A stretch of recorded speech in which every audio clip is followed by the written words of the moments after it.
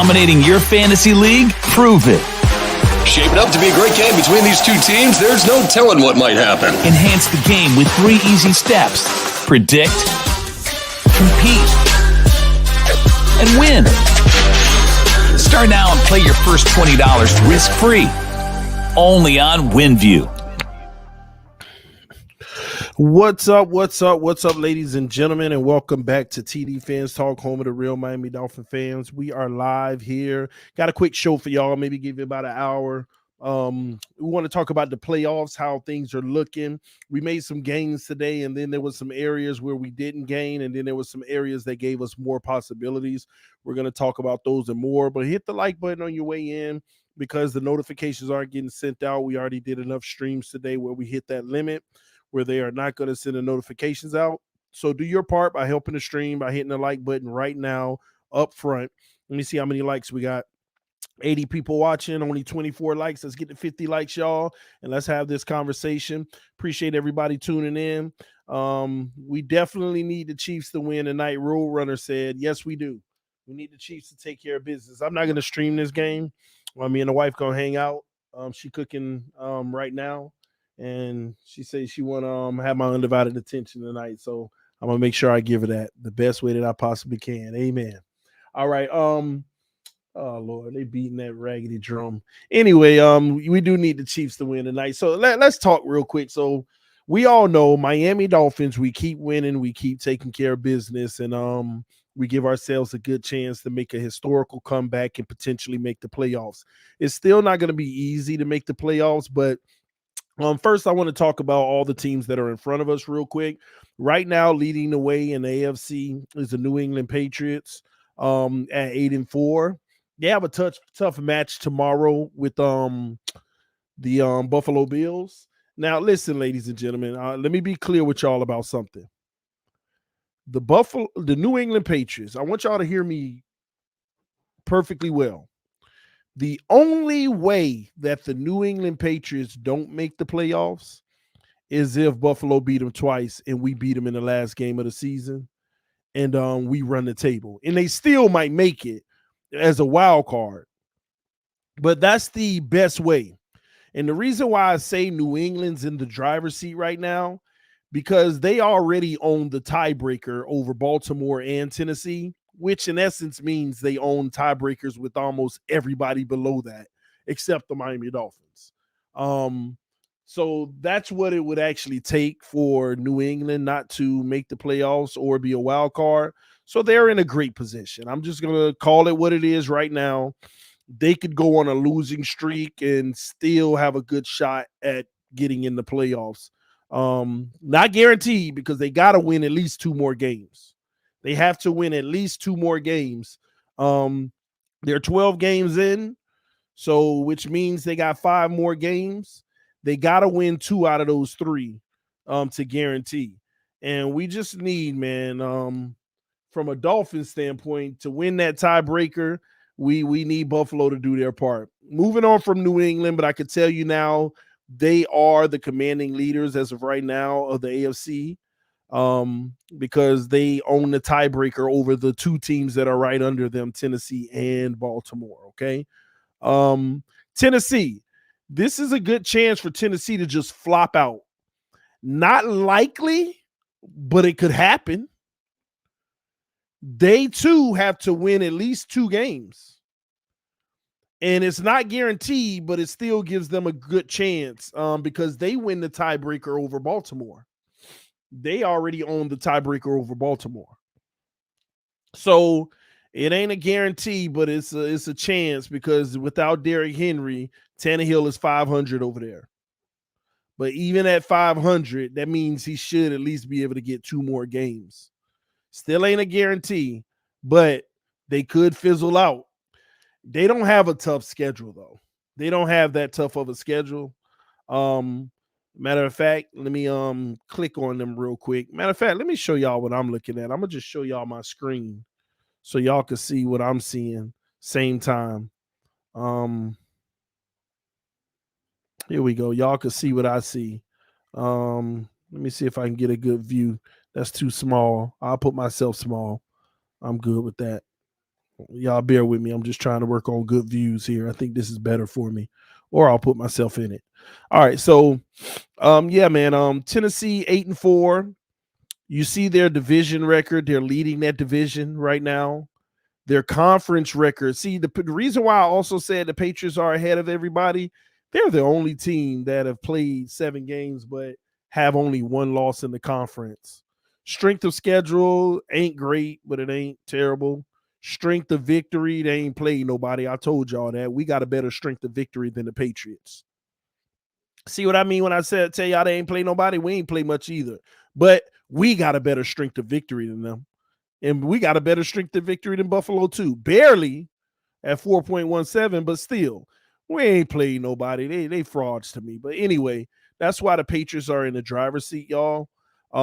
Tennessee, they're looking good in their division as well. So they look like they're trying to win it. That's why they may have a guarantee.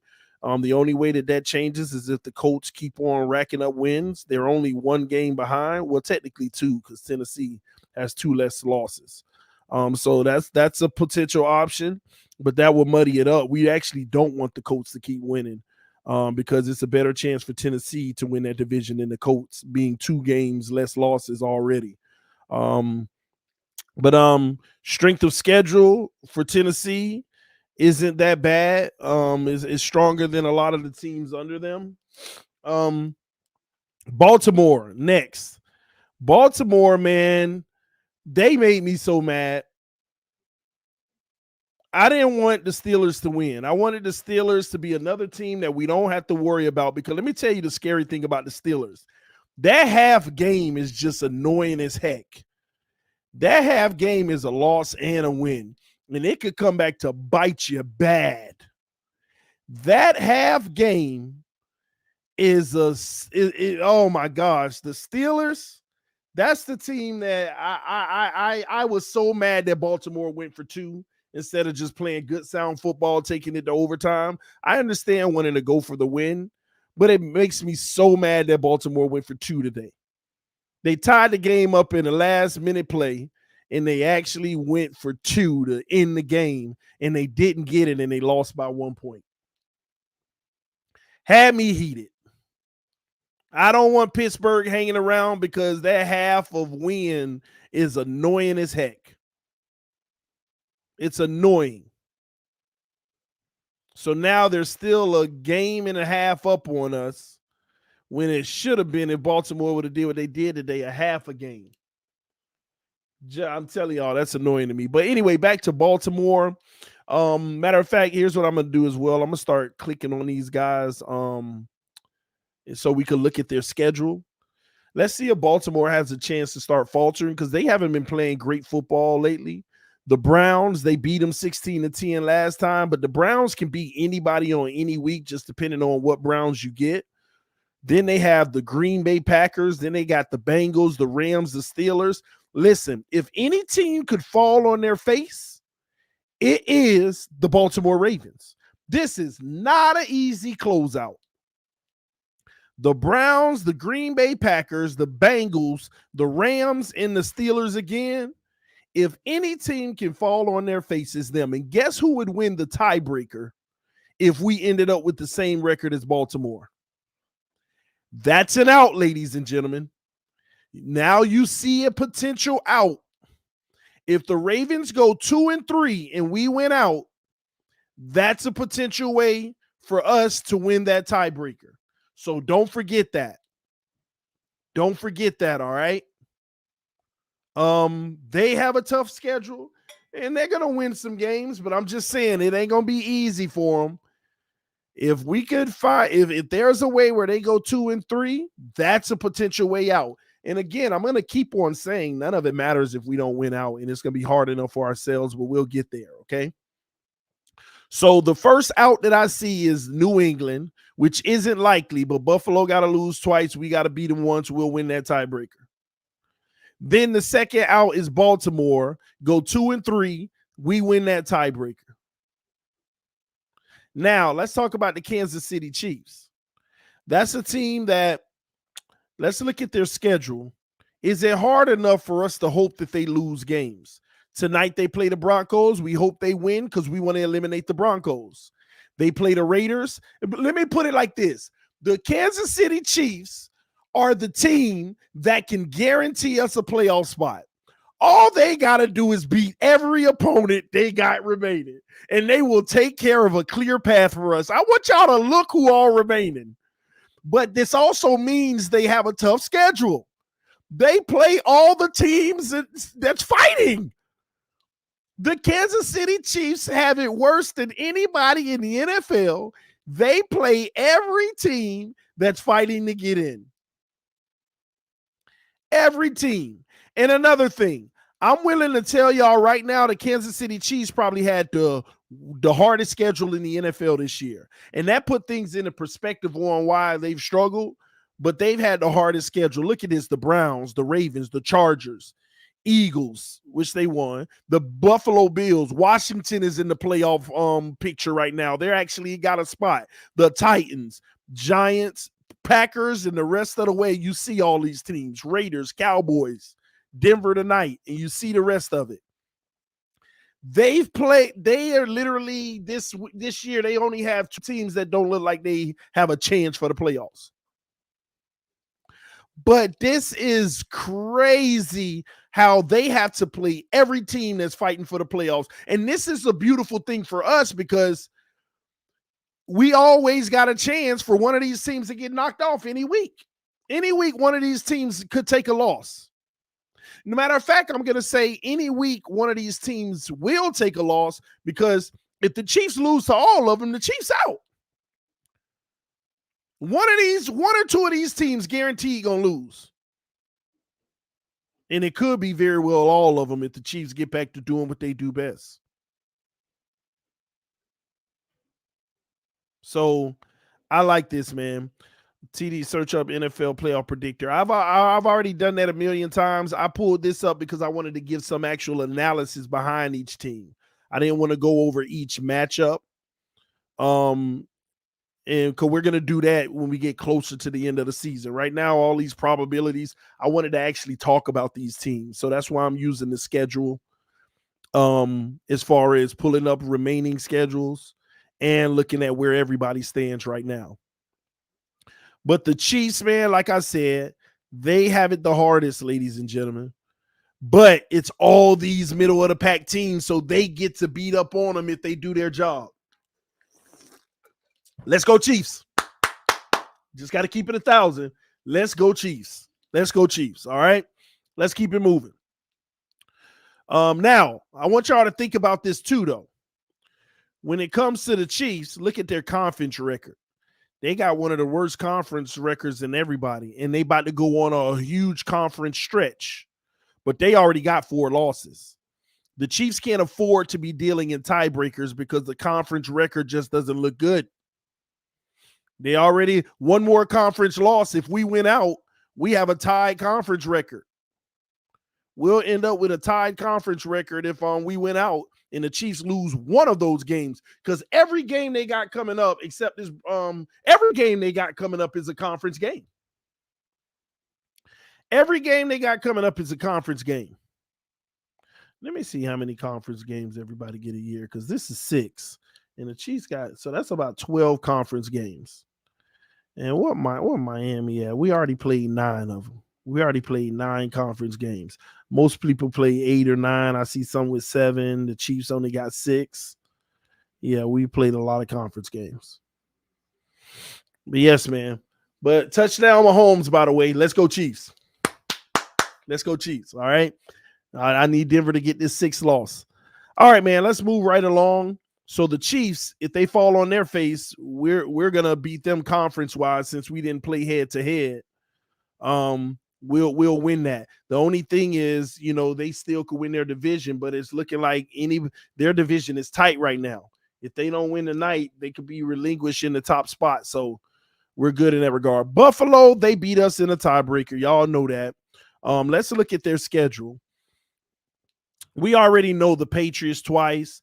The Buffalo can lose any week. They can lose to the Patriots. They can lose to the Bucks.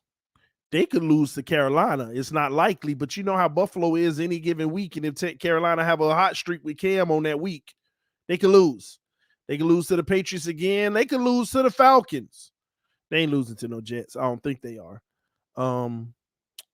Yeah, but they can fall on their face, man. It's not likely, in my opinion, but they could fall on their face. And the reality is they need 3 wins. And they got 6 games. They got to go 500. But their games aren't easy.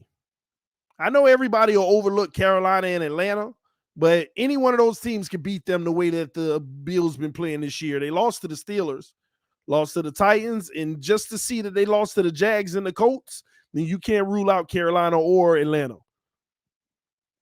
I wouldn't rule out the Jets in the last game of the season, but I mean, I would, but y'all know what I mean.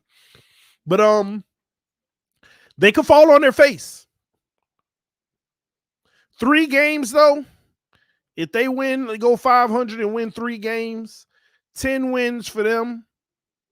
From a tiebreaker standpoint, listen, they'd be it just depends on how they do with the Patriots. I'll just put it like that.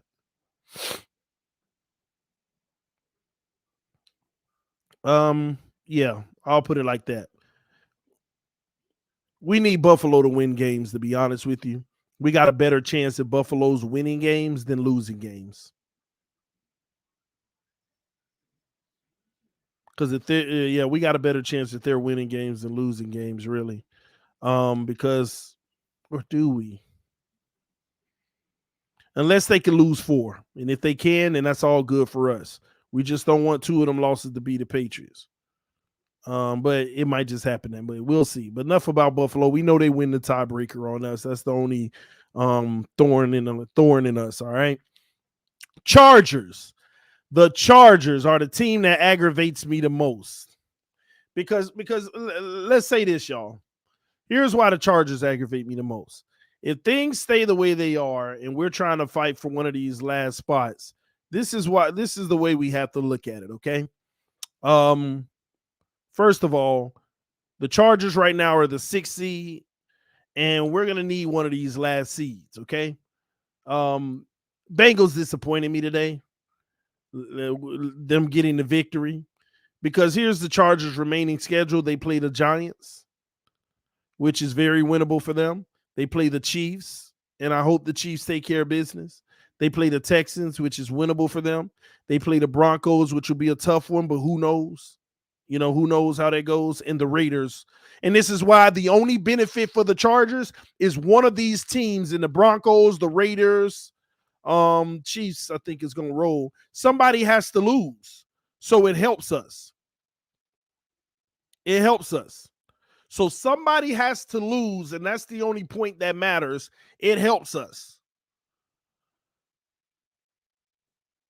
So if Chargers are going, if they win out, which I don't think, but if they win out, then they help us anyway. If they start losing to these teams, that's good for us too, because they're 7-5. And from a tiebreaker standpoint, let me take a look at the conference, because they got games they could lose, but they also got games they could win. So I don't know how it's going to go. Conference-wise, let's see, Chargers, 5-3. They're looking good from a conference record standpoint. So we got to let time go on that and keep going. And the frustrating part, the Bengals are in the same situation where they got a good conference record. Now, the only benefit of the Bengals losing today, it gives us 2 outs with the Bengals and the Chargers to potentially make it in over 1 instead of 1 out guaranteed, because the Bengals would have went forward and the Chargers would have taken another loss. But the Bengals remaining schedule, 49ers could be a tough game, but is winnable. It can help our draft stock. Broncos, somebody got to lose. That helps us. Broncos lose tonight. They lose one of these games we've been talking about. We passed them. They got the Ravens. That's good. The Chiefs and the Browns. So Cincinnati got it rough too. Somebody's going to hurt somebody. Somebody hurt somebody. This is why I love that everybody plays each other and it's just getting tougher and tougher. And it helps our chances, y'all. It helps our chances. My bad. One moment. Let me update this.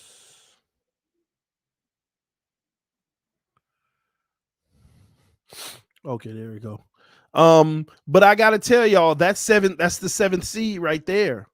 That's the playoff field, and that's the tough part about it. So after that, you got Denver, who I don't think is gonna make it unless they go on a run. But them going on a run means that they're knocking out these teams. See, this is why I want to show y'all that as long as we eliminate the rest of these guys right here in front of us. But the beautiful thing about them being eliminated is that if they're not eliminated, that means they're knocking these teams down. It's the only way for them not to be eliminated. So take I went back to the Bengals. I didn't mean to.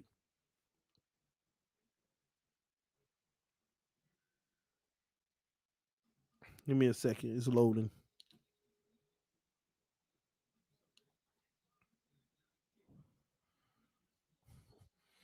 All right, so take Denver for instance, right? They're going to be knocked out. First of all, this loss tonight is going to hurt them real bad.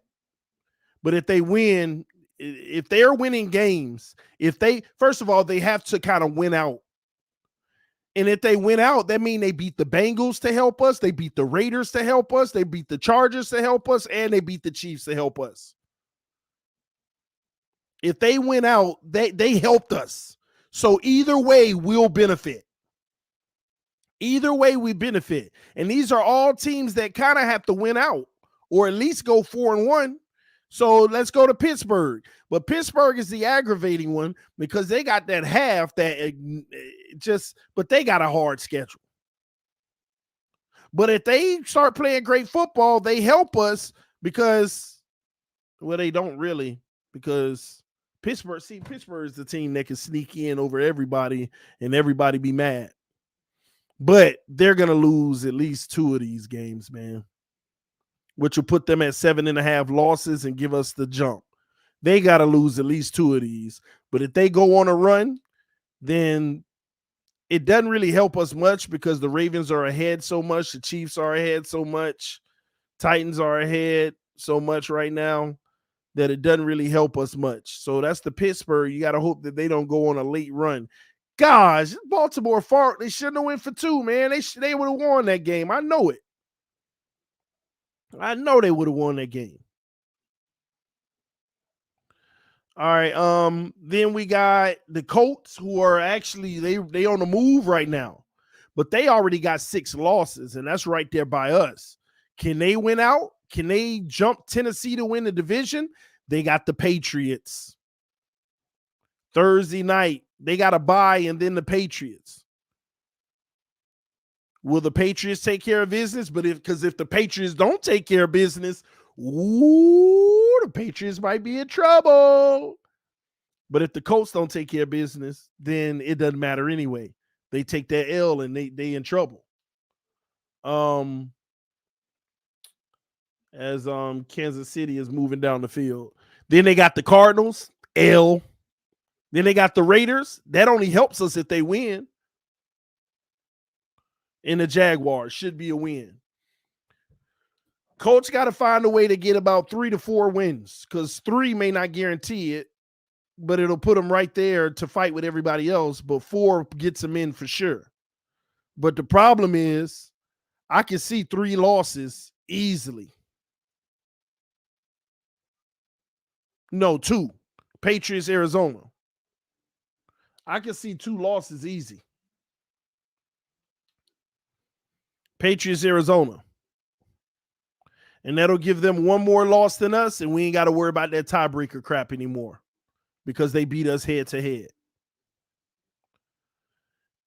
And Raiders got that 6 loss too. And we got the same amount of wins as them, but they got to deal with the Chiefs, the Browns, the Broncos, the Colts, the Chargers. They ain't making no playoffs. And if they do, they really help us. The last 3 games of the season, they really help us. They not making no playoffs. And if they do, that mean they really helped us. So this is why I'm trying to tell y'all, if we win out, we ain't got to worry about this middle of the pack here. We don't have to worry about the Broncos, the Steelers. Well, the Steelers the only one you got to worry about. You ain't got to worry about the Broncos, the Colts, the Raiders. And let's look at the last one, the Browns. The Browns, their remaining schedule. Raiders. Well, Ravens first. Dang, they play Ravens back to back. Who scheduled them like this? They must be got a bye. No, that ain't no bye. They play the Ravens back to wait, something wrong here. Because the Ravens, they must have just came off a bye. Yeah, they must be ain't played this week. Because we had the same thing with the Jets where we played the Jets last year, bye, and then the Jets again. That's what they dealing with. So they got the Ravens twice. And they lost last time. So the Ravens, they may take another L, and if they beat them, then the Ravens get knocked down. The Raiders, that helps. They're gonna lose the Green Bay, probably the Steelers. That game don't do nothing but help us. The Bengals doesn't do nothing but help us. So, ladies and gentlemen, that is all the teams that's ahead of us. Those are all the teams that's ahead of us. And what I'm here to tell y'all is the Cleveland Browns, the Las Vegas Raiders, the Indianapolis Colts, I'm going to skip Pittsburgh, the Denver Broncos, don't worry about those teams at all. And if any of those teams become a real threat, that means somebody in this mid-range, the Bengals, the Chargers, they are coming down.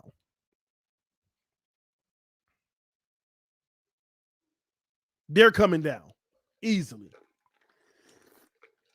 So listen, I like that. That's a good thing for our playoff picture.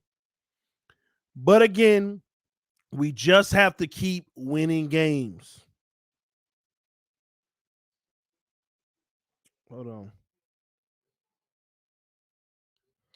Let me see here. My bad. Somebody said I need to move myself to the right. You see better.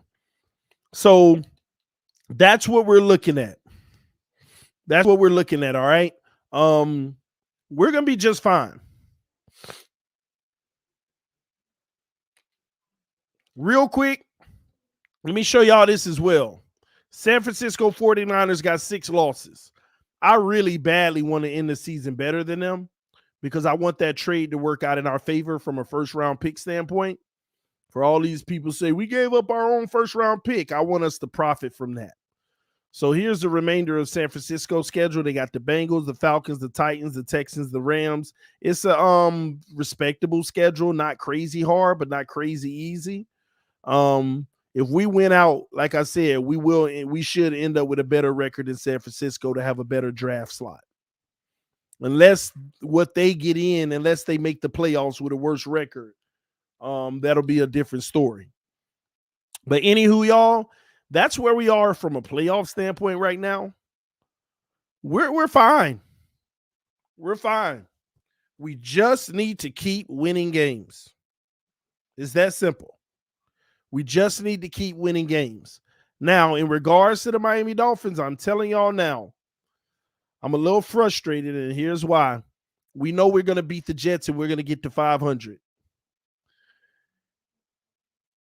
We got to go on the road to the Saints, ESPN. I think that's Monday night. If we play the way we played today, we could lose. Titans on the road. If we play the way we played today, we could lose. Patriots at home. If we play the way we played today, we will lose. We will lose.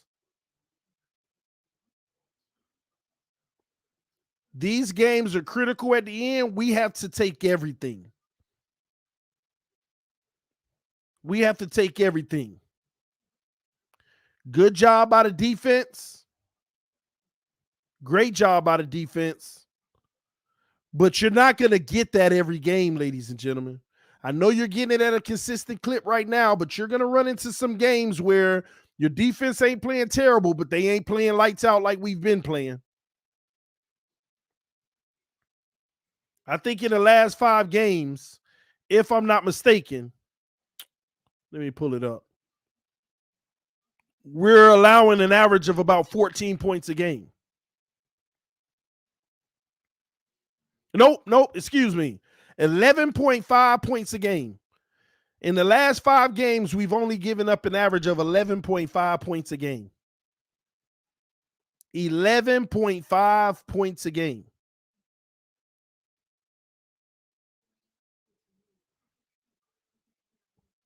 It don't get no better than that. That's real talk, y'all. It don't get no better than that. That's elite defense. But you cannot ask for them to do that every time. If a team put up 20 points on us, we lose today. When we beat the Texans, if a team put up 20 points, we lose.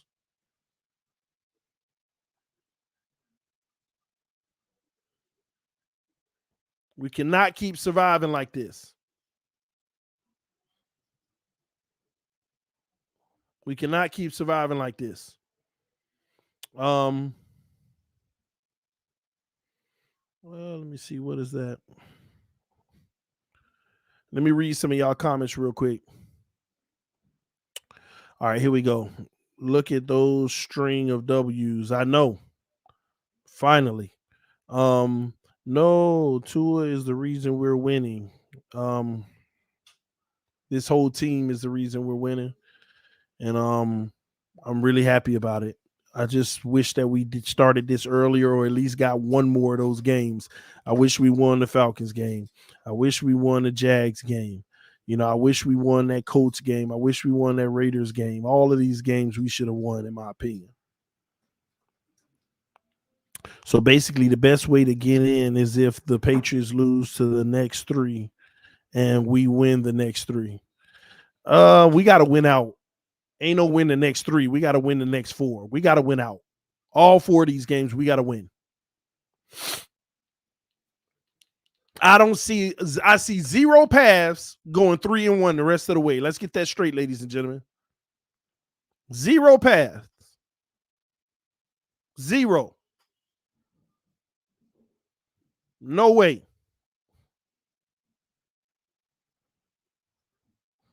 No way. All right. Come on, Chiefs. You're just gonna give up that easy pass to the Broncos. Tighten up. Anyway, TD, this is what football is all about. Every game counts. I agree. I just hate that. Like, just give me one more win this season. Let us be 7-6, and just one more we should have had, and it'd have been a different feel, y'all. It'd have been a different feel. TD, we went out. We for sure in? No. High probability, though. I think it's an 84% chance that we're in if we win out, but it isn't a guarantee. Things can go perfectly to where we can't, you know? So Fuller alive? Yeah, he alive. He getting that Watson money. Fuller's getting that Watson money right now. It's that free money.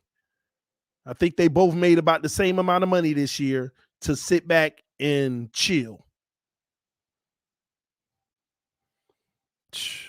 Tua and the offense has to keep progressing and not go flat. Just focus on one game at a time. Playoffs start now for us.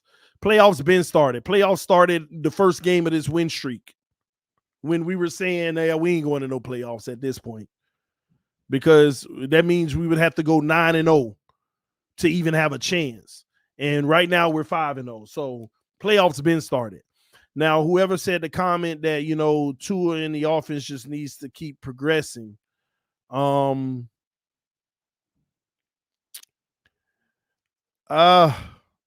And not go flat.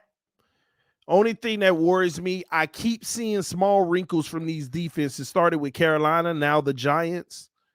The Jets we're going to beat regardless. But I'm seeing small wrinkles where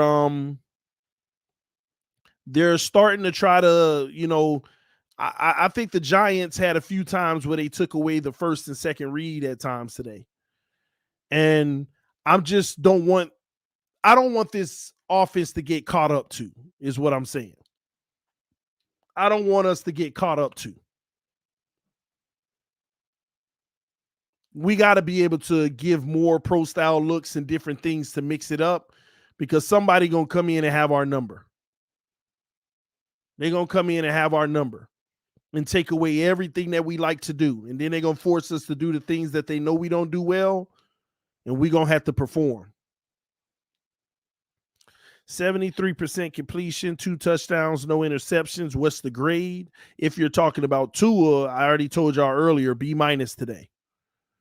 I don't y'all look at stats, just face value. It don't go by just stats face value. All right. You got to look at the Florida game.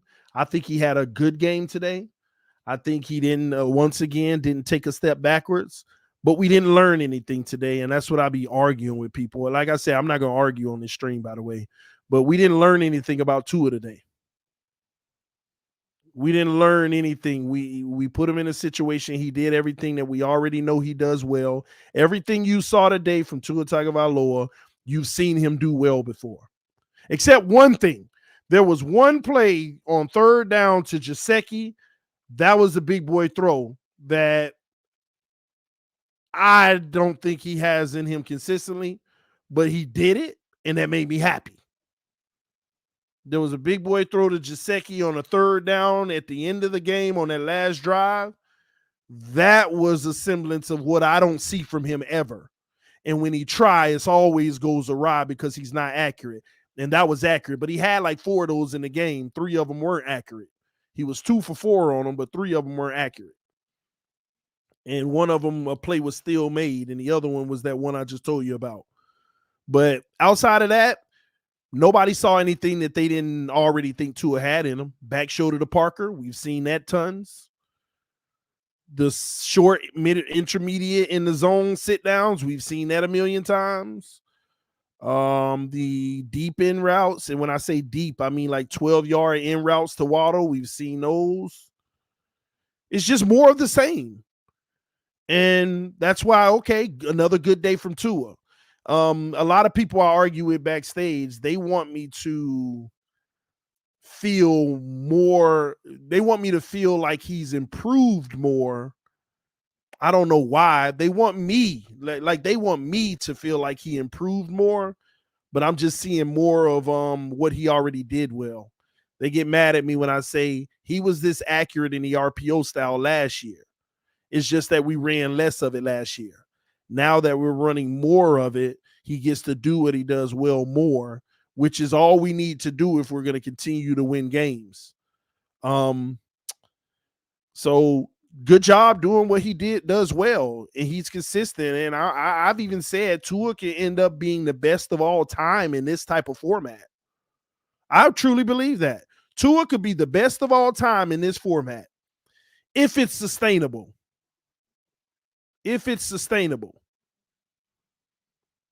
But everybody that wants the offense to open up and, and this and that, it's not going to look as pretty. It never has, and I don't know if it ever will. So for me, if we want a chance to make the playoffs, just keep doing what we're doing. And we don't need to do any extra. So somebody said, but your O-line ain't giving him time to sit in the pocket to make a big throw. Y'all O-line is dead last in the nation. Like I said, I think I've kind of showed y'all a huge reason on earlier this week. I showed you a big reason on film why our line is also dead last. Has our line really looked bad in these last 5 games, y'all? The answer is no. Our line has not looked bad in these last 5 games, but we're still dead last. But I've kind of discovered why. I know everybody want to yell pressures to the top of their lungs. But after I read that article and I went to the film to verify it, It was clear as day. We are supposed to lead the league in pressures because we run the RPO more than anybody in the league. And when you run an RPO, you got a free rusher coming off the edge, and they have to decide if they're going to crash down on the running back or if they're going to crash down on the quarterback. And every time Tua pulls it to throw, if that guy's still coming at Tua, it's a pressure. I showed y'all that on film. I know people don't want to acknowledge it, and that's your business. If you don't want to acknowledge basic common sense, common sense ain't common at all either. But y'all know on an RPO, we've been letting a free rusher come through. I got to post that article, man. Somebody did an analysis on the Miami Dolphins offense, and they said there are so many free rushers that come off the edge, but that's intentional. The Dolphins intentionally do that. They send a guy in motion. They send a free rusher so the tight end can veer out to create hesitation, and it's the option. So if the guy comes towards the quarterback hands it off, got to run. If the guy comes at the running back, the quarterback keeps it. But if the guy keeps coming at the quarterback, that's a free pressure. I showed y'all that. Y'all need to stop acting like I ain't show y'all. Matter of fact, all of y'all don't actually pay attention to my everybody doesn't actually pay attention to the film studies. So I understand that.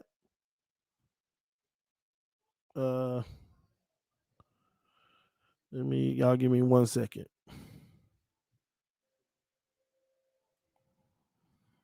I know everybody doesn't really pay attention to the film study, but I can make this real easy for y'all.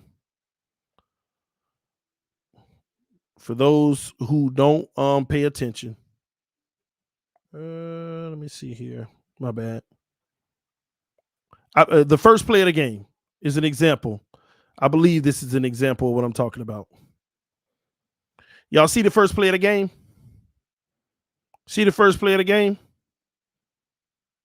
These are intentional. Y'all think they're not intentional. You see the free rusher? This is what the RPO creates. You see that? That's a pressure already. I can show you 20 plays in this game. A free rusher is coming. It is intentional with the RPO. You don't have a 4-man rush. You have 5 down linemen. You see 5 guys. 5 guys. You have 5 guys, okay?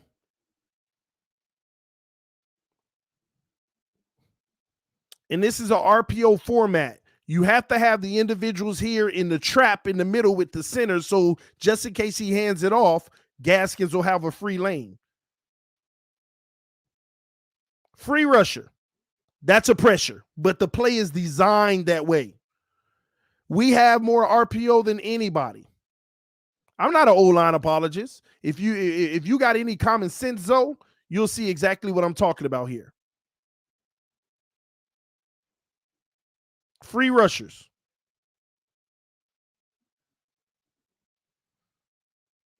This is all day in our system. Look at this. Another one, y'all. I want you to look at the top of the screen. The tight end's supposed to pick him up, but it's designed this way. We're going to run a double tight end shift. Look at Gesicki going out. Look at the tight end to block. You see the tight end ready to block? What does he do? He goes out. Free rusher. Another pressure. It's the RPO. This is what it does. Look at this view. Look at the tight end right here. You see the tight end? Watch what he does. Fakes like he's about to block. He hesitates. That's what the RPO does. Tua reads it. That's what he's doing, looking at the guy. Looking at him. Look at that. The guy's making a shift to the running back, but nope. Tua throws. RPO. This is what it does. Another pressure. The game just started, and we're 2 for 2 on pressures. But 2 completions. I don't have to keep going. I showed y'all on the film study the other day. This is about 20 times. Oh, TD, we give up 20 pressures a game. Yeah, I know that. We run an RPO style more than anybody in the NFL by 10% more. I know the perfect QB doesn't exist, C-Dollar. I know that. But you still coach him up for perfection. Every mistake, you coach him up. Y'all act like I can't point out what the coaches are pointing out to him every week. Y'all need to stop that. I keep telling y'all, and I call y'all out on my streams. I don't care how you feel about it. If you get in your feelings, get mad at me. Stop all that softiness. Stop all of that little powder puff behavior. The coaches are nitpicking everything he does so he can get better and better. They know he can't be perfect, but you keep coaching those things. So that's how I analyze. That's how I analyze. That's what's going to help him be one of the greatest of all time. So for the record, that's what we do on this channel. This is not the channel for over-glorification. It just isn't. This is not the channel for over-glorification.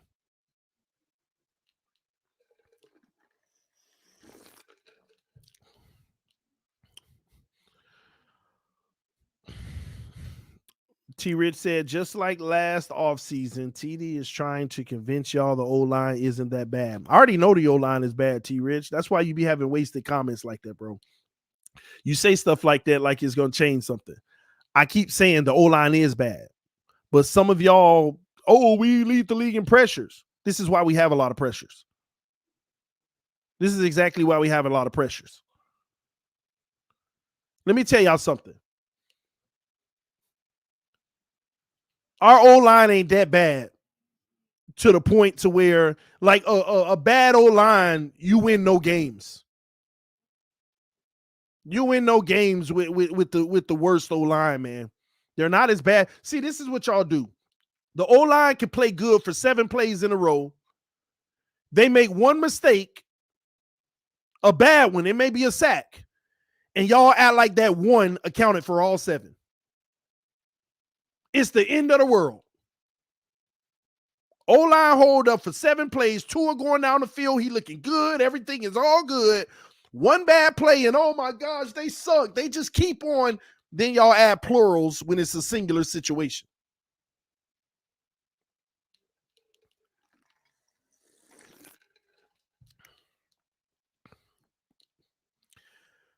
But you're showing yourself. You're showing yourself because you're trying to overcompensate other people's flaws to make the O-line look worse. Some of y'all don't even believe they've improved at all. Based off the beginning of the season and now, some of y'all don't even believe they've made any improvements.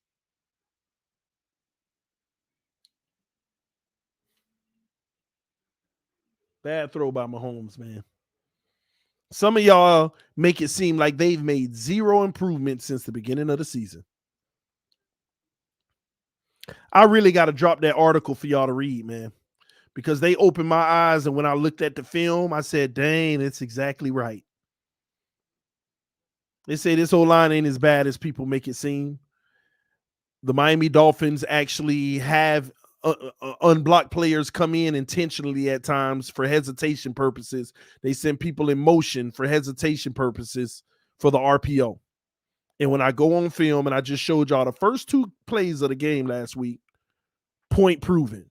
2 guys come in unblocked intentionally, where a tight end's right there in his face, acting like he blocking, and then go out for the pass real quick. There you have it right there. But I got to ask some of y'all, why is it so hard to acknowledge that? Why is it so hard to acknowledge that? We lead the league in pressures. I just showed you why. Why is it so hard to acknowledge that? We can still have a trash O-line at the same time. But why is it so hard to acknowledge that? And this is what I'm talking about. When we bring facts to the table, this is what some of y'all do when a fact is put in your face. Oh, yeah, but I don't care. I know what I see. It don't matter that showed me that. It don't matter. Why? But then when a guy ain't show you a specific something, we just supposed to be blindly having faith that they could do it if we do get an O-line. Y'all notice that, right? We supposedly don't have our O-line in a run game. But if we get those things, certain people are supposed to then be able to do something that they haven't shown that they could do yet. But we could give somebody credit and automatically give them credit for something they haven't shown that they could do. And automatically assume that they'll be able to do it if we had those things.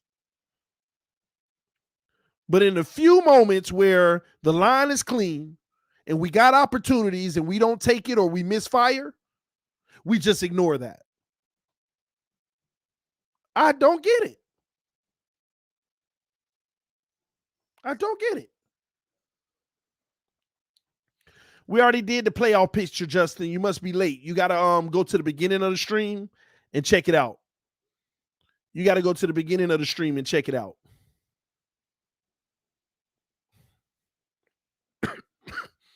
So I want to give our O-line kudos today. They played a fair enough game to help us win. I want to give them kudos for the week before that and the week before that and the week before that and the week before that. 5 weeks in a row, our O-line played well enough to help us win the game. Were they perfect? No. But outside of the defense, show me somebody on offense that's been perfect. Show me somebody on offense that's been perfect. Even Waddle had some drops today. Even Waddle had some drops today.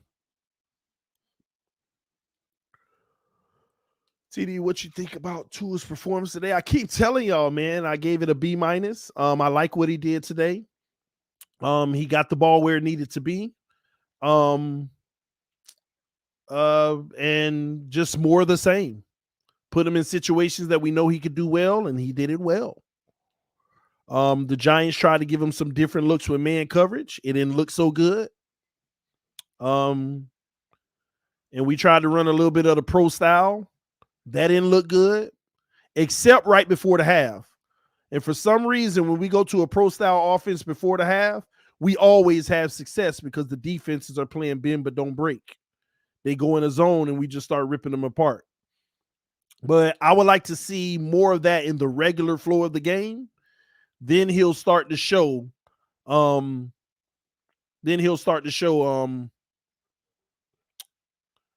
At a whole nother level. Somebody said, a B-? Yeah, a B-. What did y'all give him today? Maybe that's the better question. What did y'all give him today? But make sure you think about what you gave him last week.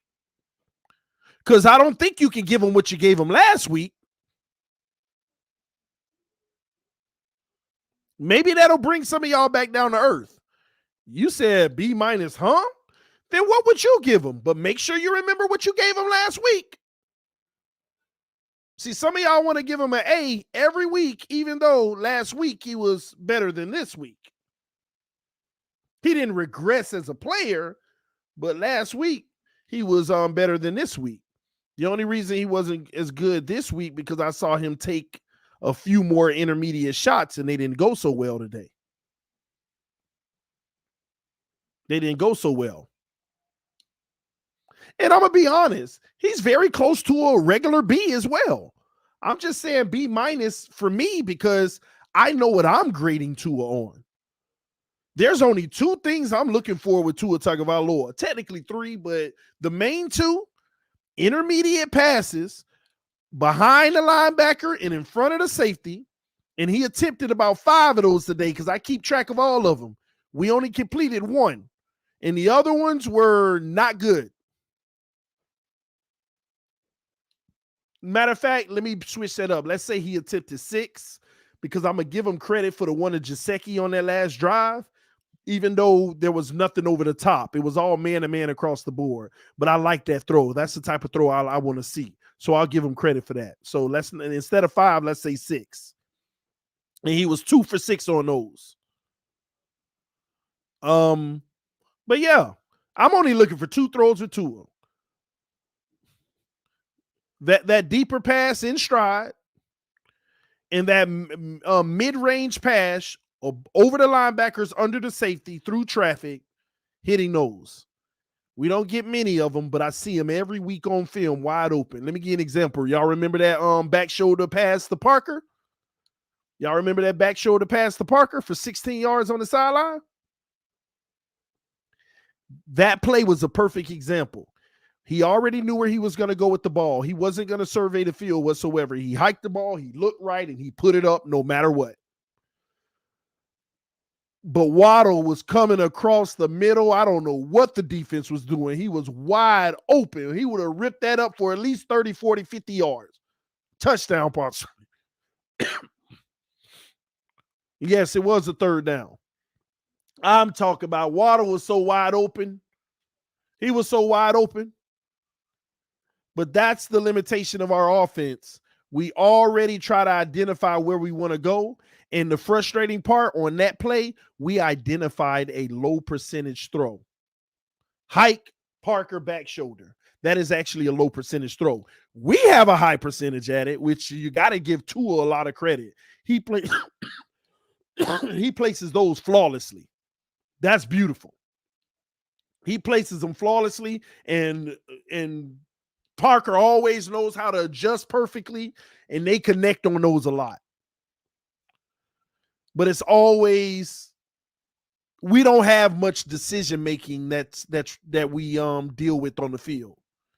We decide where we want to go instead of deciding when the play starts where we want to go. And that's the tough part.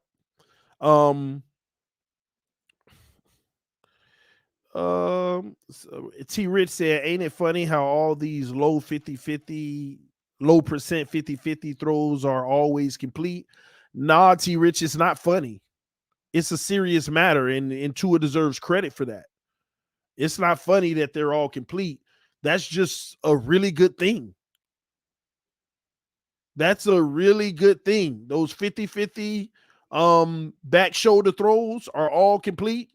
That's not funny at all. That's serious. A credit that he needs to make sure, we need to make sure that we account for. That's all. That's Tua and Parker. I mean, they both deserve credit, but the ball placement is always where Parker can get it in those situations.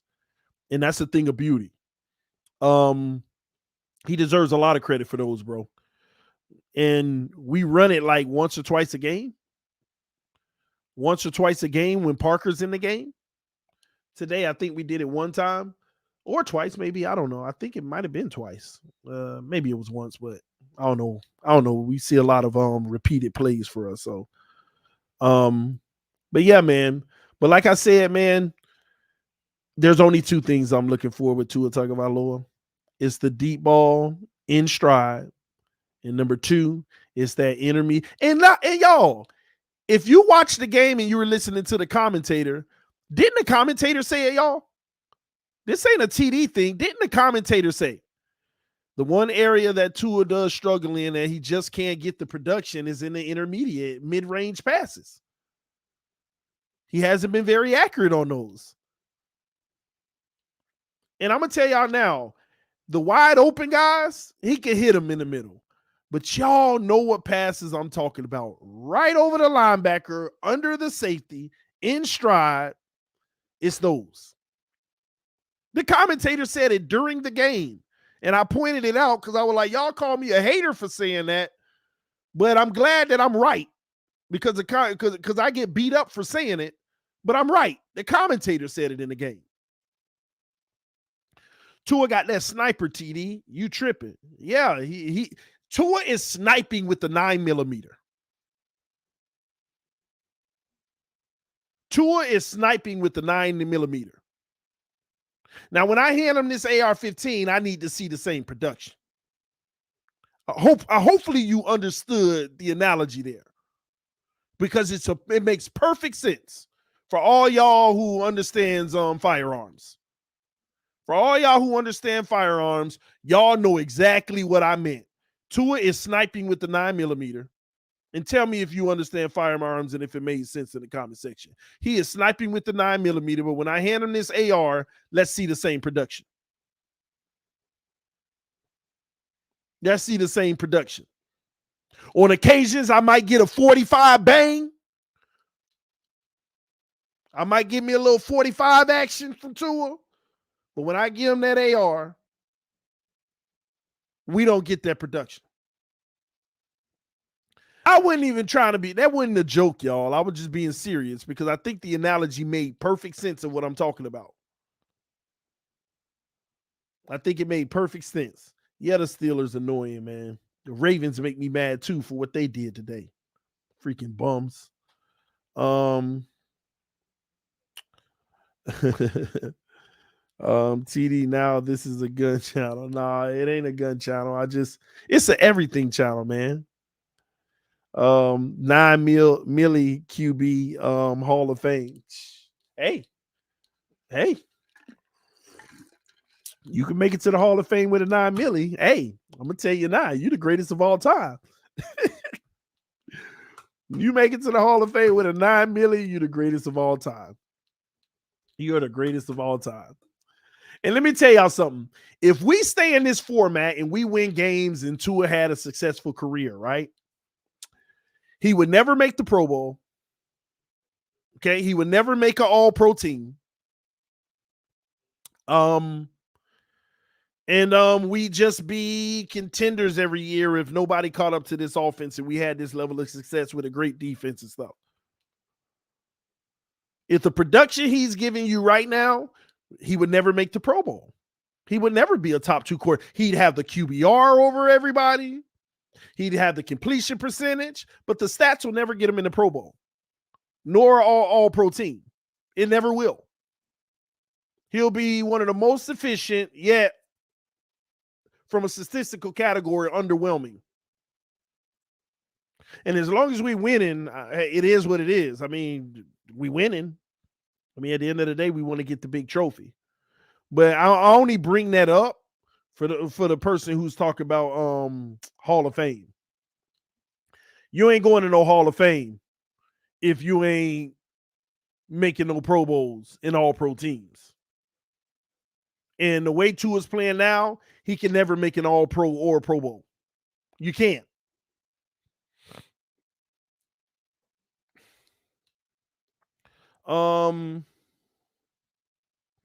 TD, is it a positive thing that he's trying to look for the intermediate throw more at least? I think he can get better. Justin, I'm going to say no because he's not looking for it more. Let me tell you what's happening, Justin. He sees it all the time. He sees it all the time. Most of the time, he only throws it because nothing else is there and he has to. And it's a misfire. In a lot of cases, he can't connect. And sometimes it's the ball placement. Sail too high, sail too far behind, all of that. So it ain't that he's looking for it more. It's just on those plays, that is the only thing there. Because on every play he threw that intermediate, if he had another option closer right in the middle or the outside, he's going to take that. Because when we watch film, it's always there. These plays are there about 6 to 8 times a game, that intermediate. 6 to 8 times a game. I want y'all to think about the film study we did against Carolina, right? Let me give you a perfect example. There was one play versus Carolina where it was there for Waddle. He didn't throw it. He waited for Waddle to clear 2 gaps. And that shows you the O-line gave him a lot of time on this play. He waited for Waddle to clear 2 gaps and come wide open and then finally hit him like 5 seconds later. And everybody on the stream pointed that they acknowledge, yeah, he got to throw that right in that first window. That's NFL wide open. And then he waited, then he scrambled a little and hit him wide open. That's what I'm talking about. He doesn't prefer the guy in front of the receiver and the safety over the top. He don't mind the safety over the top, by the way. He just don't like when it's both the safety over the top and the guy underneath, and he has to have that pass that goes right over the linebacker into the bucket. Those are the ones that he just doesn't get. Those are the ones we don't get with him. But you know what? Time will tell. As he gets better and gets more confident, as he continues to work on it, he might start dropping some of those in there. And if he does that at a consistent basis, teams are in trouble. And of course, that deep ball in stride. See, I give people the deep ball in stride because of the O-line and running game, even though we still see plays he should throw those too. But I don't care. Okay, no deep ball in stride. I give people that. Okay, if we get a better O-line, maybe we'll actually see it. Okay, I give you that. But ain't no giving you the mid-range throws that be there all game. That's just is what it is. He got to start letting those fly. As a matter of fact, even if we ain't got the deep ball right now, if he can start letting those fly, I'll feel real good about Tua Tagovailoa.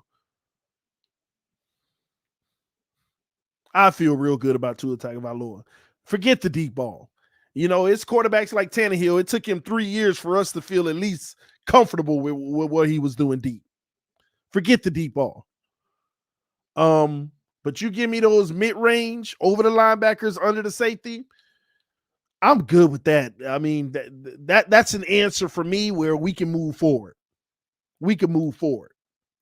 But I'm telling y'all, I don't care what y'all seeing right now, how much y'all think y'all seeing improvement. This front office doesn't care unless he shows those things. Until he shows those things, ain't nothing going to take them off of the other options that might come available. It's that simple. Nothing's going to bring them off of those other options until they see those things.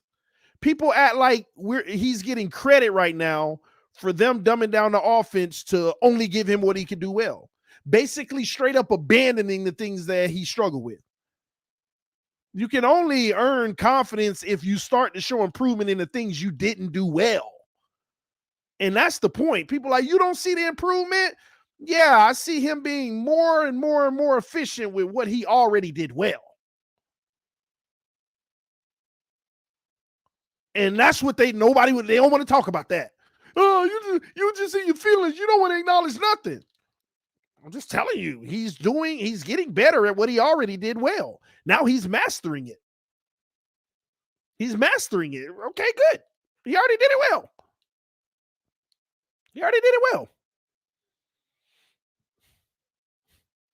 So we'll see. It's just frustrating to me because I don't think it's fair to him. If it was up to me, I'll just have him running only the things he don't do well so that I can actually give him the repetition to try to make it better.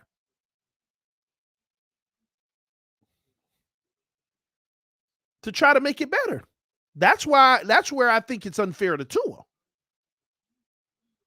That's where I think it's unfair for him. How can he ever prove something that you won't allow him to do it?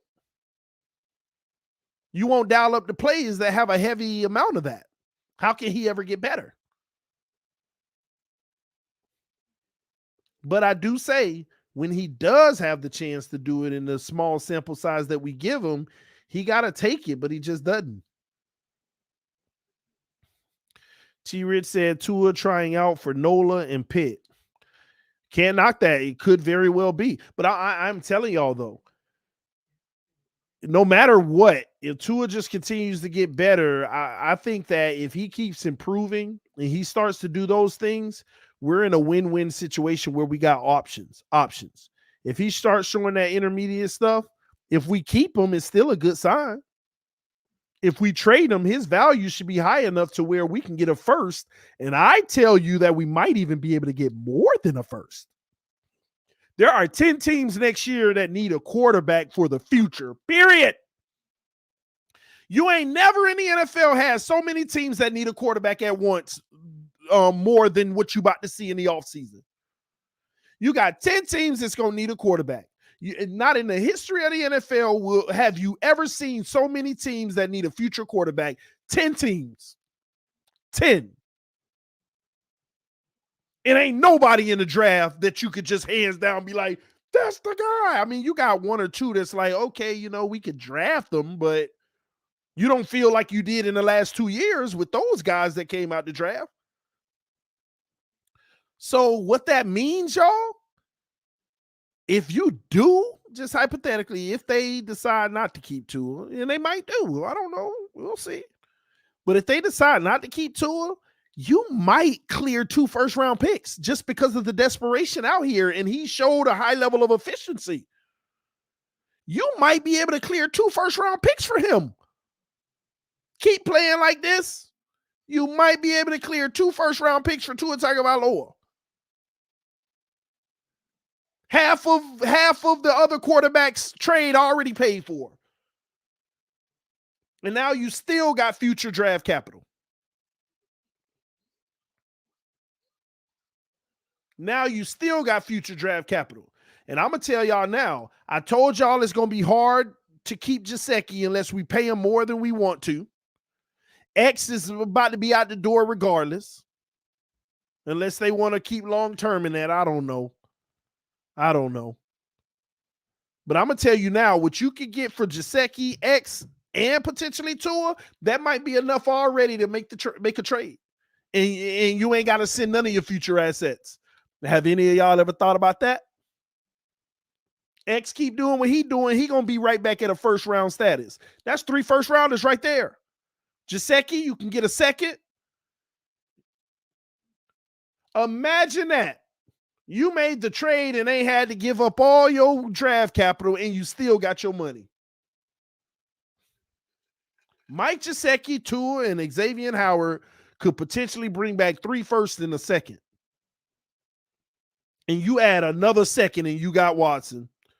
And you still got all that draft capital and all that money next year. I don't want to hear what everybody else talking about. I don't even want to hear what it. And matter of fact, now, if that happens, you might not even want to trade Gesicki for the second. Just throw another second in and make the trade anyway and keep Gesicki.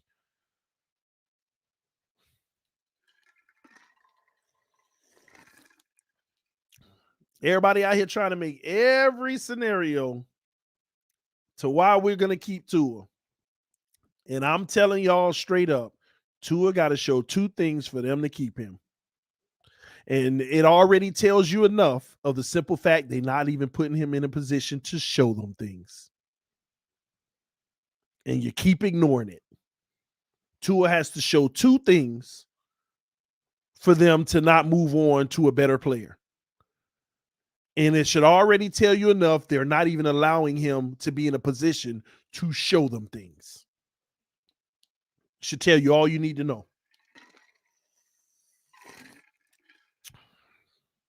Should tell you all you need to know.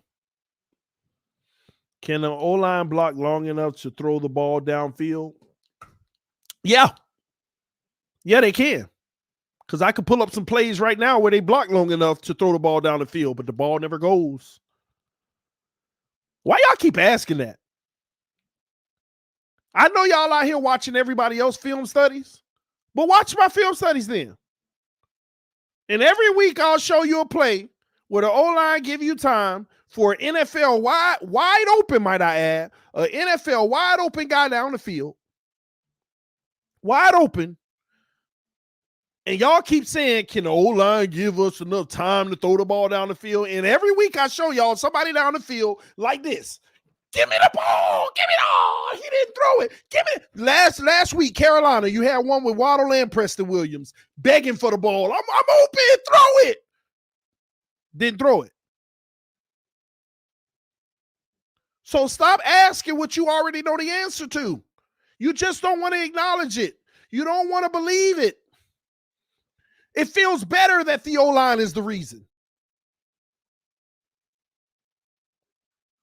It makes some people feel better.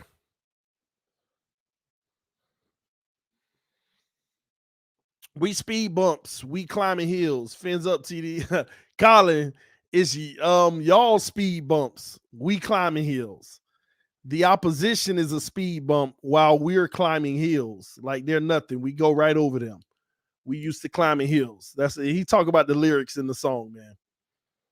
Talk about the lyrics in the song. Somebody said, you talking crazy. Yeah, y'all always say that. See, and this is what I'm talking about. Y'all always reach back to saying general comments because you're in your feelings. You talking crazy. Every week on my film study, I show you a wide open guy down the field begging for the ball, and our quarterback looking, but says, nah, let me get this 4-yarder instead. And then y'all come back, well, can the O-line ever block long enough to throw the deep ball? Stop lying to yourself. You keep on trying to put it on the O-line because you don't want to acknowledge what you see yourself. You lie to yourself, you'll lie to whoever. Let me help some of y'all out. You lie to yourself, you'll lie to whoever. And a lot of y'all are lying to yourself. A lot of y'all are lying to yourself. You're right, TD, but he's still growing. It will come. And Black Dolphin, I'm with that. I'm with that. He's still growing and it'll come. I don't mind that. I'm all for that. And I appreciate you, Black Dolphin, because that's what people should be saying. You're right, but it'll come. Okay, ain't nothing wrong with that. But people who try to tell me I'm wrong when I give them evidence on this channel, I pull up film and I show wide receivers like I'm wide open. Great pocket, might I add. And we don't throw it. They say you're wrong. You're just hating. You lie to yourself. You'll lie to whoever. Let me say it one more time. If you lie to yourself, you will lie to whoever. Y'all better stop all that lying to yourself. That's not a good thing when you lying to yourself, man. No self-respect. No self-respect. Anyway, man, the wife just gave me that look like, come on. I done finished cooking this dinner for you. TD is right. Watch his all 22 breakdown. Oh, they ain't gonna watch it. They ain't gonna watch it. It doesn't fit their narrative. It makes them cringe to watch it. It makes them cringe to watch it. Oh, EM in here, right when I'm about to leave. He say at TD, is he getting better? Yes, he is getting better at what he already does well. Yes, EM. He's getting better at what he already does well. Is he getting better at the things he doesn't do well? No, and he doesn't need, and they don't even put him in enough situations for him to. Hopefully that answered your question. But the answer is yes. He is getting better at what he already did well. And in RPO, if he was a 70% completion guy, he's now a 75% completion guy in the RPO. Getting better at what he already does well. The things he needs to improve, the main areas I would like to see him improve, not at all.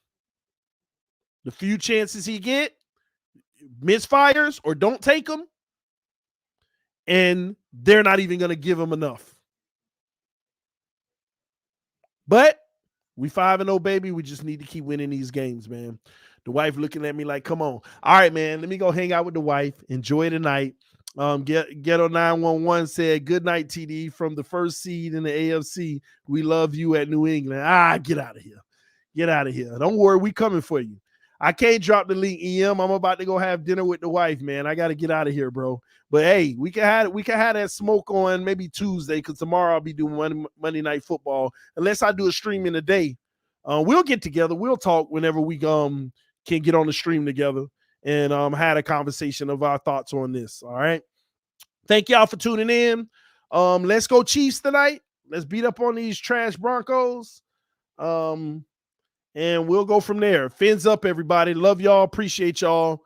On the better days, baby. I like what we're doing right now, though. It just aggravates the heck out of me. We wouldn't doing this sooner, or at least just give me one more of them freaking games. One more of them freaking games. Jacoby should have gave us one more. And that's Tua fault too. Yeah, I said it. Because he should have been available.